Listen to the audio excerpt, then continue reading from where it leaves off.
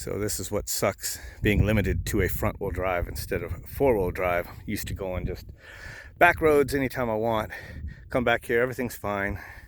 Get into the sand right here because the road turns and use the wash, evidently. Just dug down, and you could see where the sand is very flat right here is where it hit the bottom of the car. And the wheels were digging down. Had to lay down some cardboard and whatnot to get the wheels up on top of the sand and get some momentum to get out of here. I was almost stuck. The front bumper was down to the sand, and you kind of get a little catch-22 with the modern traction control. With the traction control on, it won't just let one wheel spin and dig a nice hole. It'll keep going back and forth between the two wheels, probably grabbing them with the brake.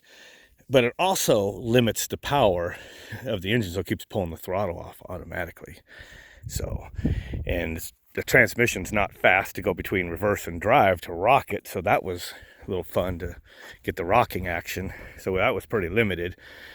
So I had to do what I could. I could turn off traction control, which I did not dare do that because I'm sure it would have just spun one wheel and just buried it down to the axle. So I finally did get some momentum, and then it kind of trudged its way. You could see just using traction control back and forth, back and forth.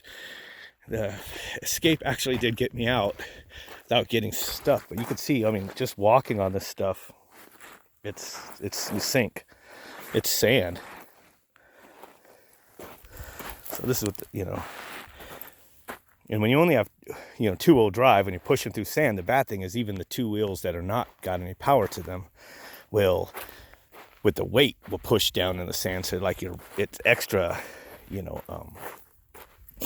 lot more effort to push through. It's got resistance. With the coasting wheels are just digging down in the sand, and then you're pushing against sand, a lot more resistance. So then it makes the two power wheels, have to work even harder and dig down in the sand. So I think I'm back to where there's a wash continues that way, and then the road continues, which is a dirt road, a little more hard. So I'm pretty sure from here I could just back out.